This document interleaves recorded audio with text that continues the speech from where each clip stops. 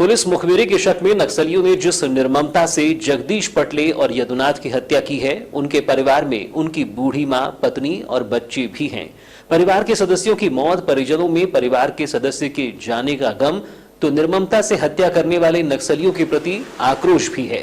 13 नवंबर की रात्रि बैहर के मालखेड़ी में नक्सलियों द्वारा पुलिस मुखबिरी के शक में हत्या के कारण दोनों की बूढ़ी हो चुकी माताओं के आंसू थमने का नाम नहीं ले रहे हैं। नक्सलियों द्वारा बेटों को ले जाने के बाद बूढ़ी माओं ने पूरी रात गांव के हर लोगों का दरवाजा खटखटाया कि शायद बेटे यहाँ हों, लेकिन जब रात बेटे नहीं मिले तो चिंतित माओं ने जानकार के पास पोथी दिखाई, जिन्हें पता चला कि उनके बेटे पूर्व दिशा में कष्टदायक हालत में हैं। हालांकि जानकार उनके जीवित और मौत को लेकर कुछ नहीं बता सके, जिसके बाद एक महिला की आवाज सुनकर दौड़े परिजनों ने देखा तो जगदीश और यदुनाथ खून से लथपथ हालत में पड़े थे, जिनके पास नक्सलियों द्वारा पुलिस अधीक्षक और पुलिस मुखबिरी करने वालों के लिए धमकी भरे शब्द लिखे थे, जिसके बाद से परिजनों का रो रो कर बुरा हाल है।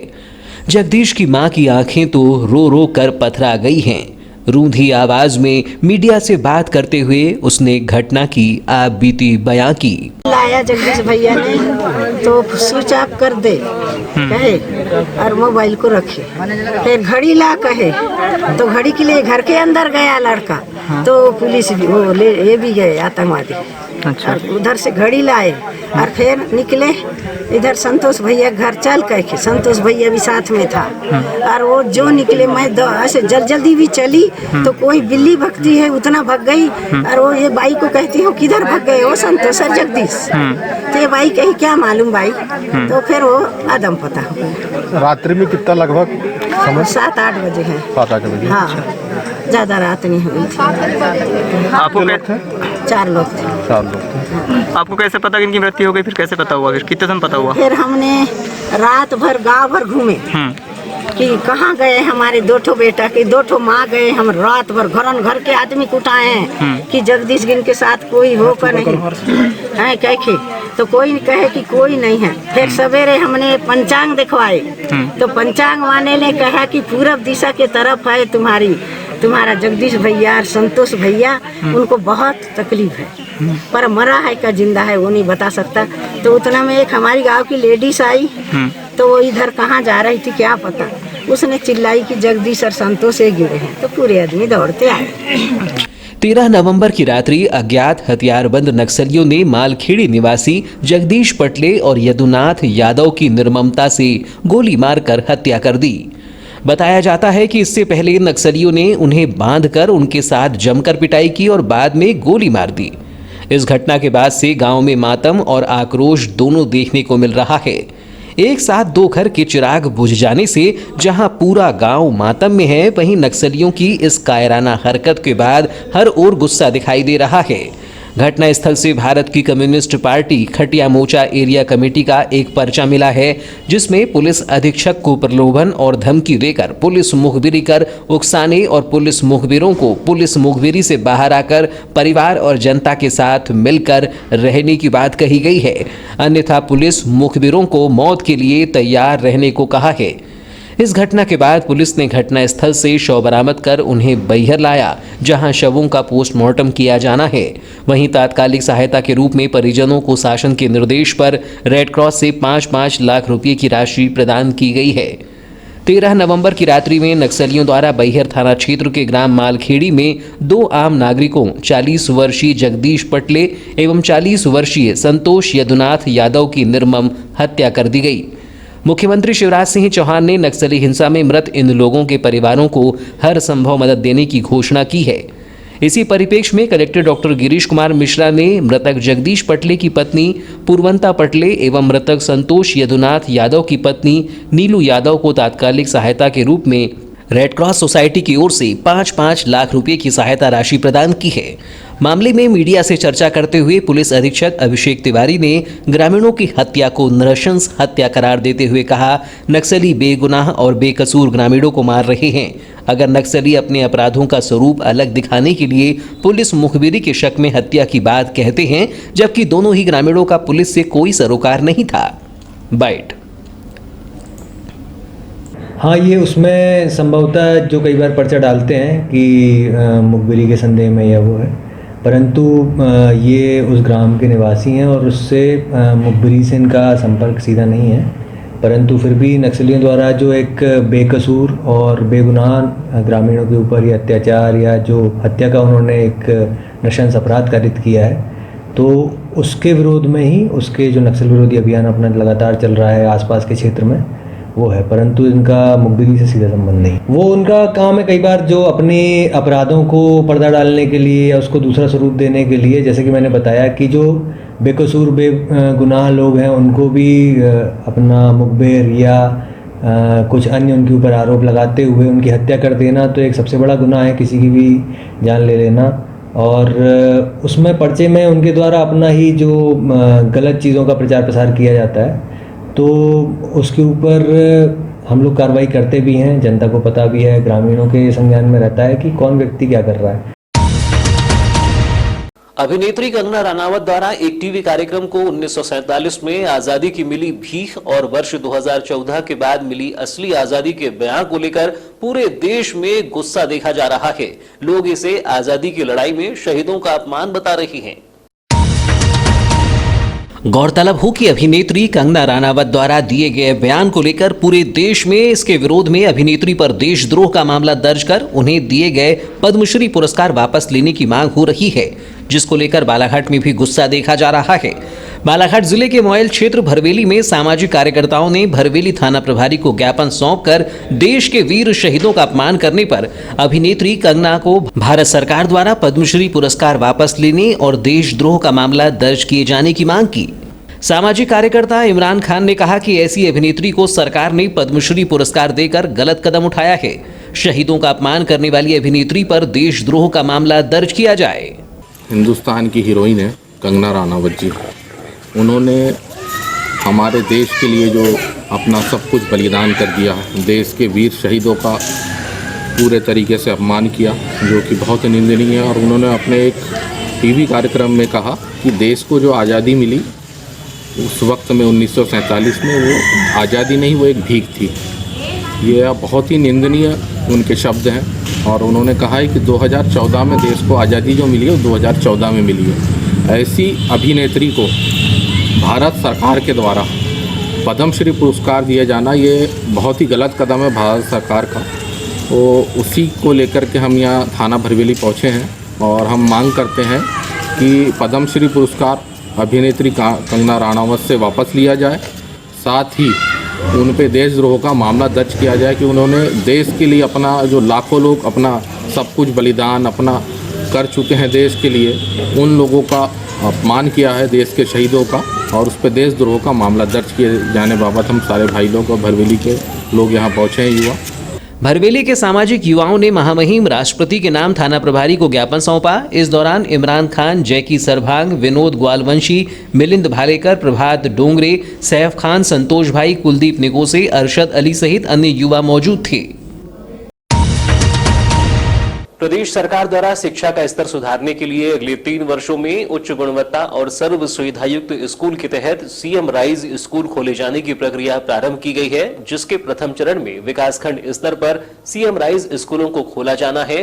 जिले में 7 विकासखंड में केवल बालाघाट को छोड़कर अन्य स्थानों में सीएम राइज स्कूल के लिए उत्कृष्ट विद्यालय का प्रस्ताव फरवरी में भेजा गया था, जिसके तहत सीएम राइज स्कूल को शिक्षा विभाग 7 विकासखंड में खोलने के आदेश जारी किए गए हैं, जिसमें 3 विकासखंडों में बनने वाले सीएम राइज स्कूल को प्रस्तावित नाम की जगह अन्यत्र खोले जाने के जारी आदेश को लेकर कांग्रेस ने भाजपा पर शिक्षा में राजनीति करने का आरोप लगाया है।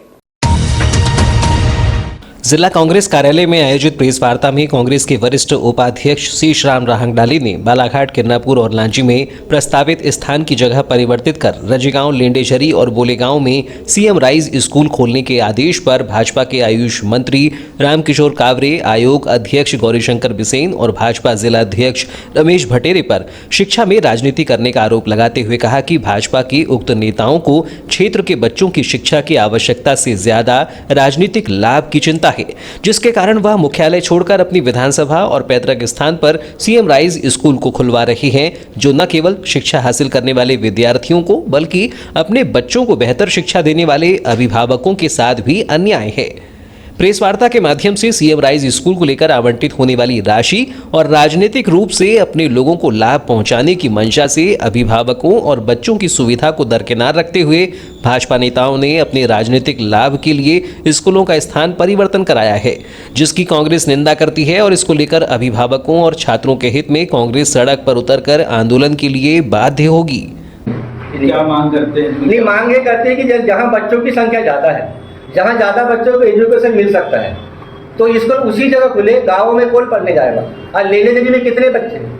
आपके बोले गाँव में कितने बच्चे हैं? और ये सरकार की योजना है कि ब्लॉक स्तर पे जो 5 किलोमीटर के दायरे के स्कूल है, उनको इन्हीं स्कूलों को, सभी स्कूलों को मर्ज करके एक हाई प्रोफाइल शिक्षा के हिसाब से ये योजना लागू की गई है। अच्छा, जैसे कि ये मुख्यमंत्री की एक महत्वाकांक्षी योजना है, इसमें जनप्रतिनिधियों का दखल कहाँ तक आप सही मानते हैं? नहीं, जनप्रतिनिधियों का दखल ये कि लिस्ट में अगर चेंज हो गया तो दखल है। इस विषय पे आप जिला शिक्षा अधिकारी से बात कीजिए, प्रस्ताव उन्होंने दिए। आप भोपाल बात कीजिए, जिन्होंने ये किया, वो आयुक्त से बात कीजिए, संचालक से बात कीजिए। यदि इसमें बदलाव नहीं होता है तो कांग्रेस क्या करेगी? कांग्रेस का काम है मुद्दे उठाना, जबकि शिक्षा से जुड़ा हुआ है, हर किसी के बच्चों के भविष्य का सवाल है। आज तो प्रेस और मीडिया के माध्यम से जानकारी देना चाहते हैं कि राजनीति दबाव में आकर स्थानांतर बदल दिया गया। अगर ये यथास्थिति नहीं हुए तो कांग्रेस आंदोलन करेगी, हर किसी आंदोलन करने के लिए विपक्ष में बैठेगी। ये जो स्थान बदलाए गए हैं, ये जिला स्तर से बदलाया गया है कि भोपाल से बदला के लाया गया? नहीं, लिस्ट तो भोपाल से डाली होती है, जिला स्तर नहीं। तो ये जो आपने बता रहे हैं कि जो मंत्री जो है, इन्होंने अपने अपने क्षेत्र में जो है गलत तरीके से स्थान का चयन जो है करवा लिया है, उन्हें चेंज करवा लिया स्थान को, तो इसके पीछे इनका कारण क्या है? नहीं, इनका कारण है कि कम से कम 20 करोड़ के ऊपर का प्रोजेक्ट है, तो ये अपने गाँवों में कम पॉपुलेशन के हिसाब से बिल्डिंग का निर्माण कराएंगे, वहाँ कमीशन खोरी करेंगे और अपने ठेकेदारों को देके ये सिर्फ कमीशन खोरी का है और बच्चों के भविष्य के साथ खिलवाड़। उपाध्यक्ष राहंग डाले ने कहा कि भाजपा के मंत्री, आयोग अध्यक्ष और पार्टी अध्यक्ष ने सीएम राइज स्कूल का स्थान परिवर्तित कर जहां सीएम राइज स्कूल लेकर गए हैं, वहां छात्र छात्राओं की संख्या सीएम राइज स्कूल के मानकों पर ही खरी नहीं उतरती है। ऐसी स्थिति में सीएम राइज स्कूल का उद्देश्य ही खत्म हो जाएगा।